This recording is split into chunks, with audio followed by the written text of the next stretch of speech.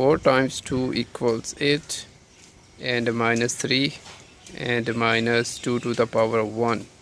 8 minus 3 equals 5, minus 2 to the power of 1. Now 5 minus 2 to the power of 1 equals 1, right? So 1, and 5 minus 1 equals 4. But this is wrong. Why? First of all, inside the parenthesis first, then exponent, and then multiplication. So follow the order of operations. We use PEMDAS rule. So parenthesis first, so 4 and 2 minus 3 equals minus 1, and minus 2 to the power of 1. Now exponent first, right? So 2 to the power of 1 is not equal to 1.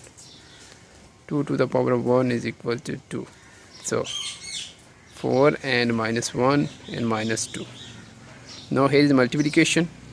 So multiplication must be done before subtraction. So 4 times minus 1 equals minus 4 and minus 2. Now minus 4 minus 2 equals 6. Keep the negative sign.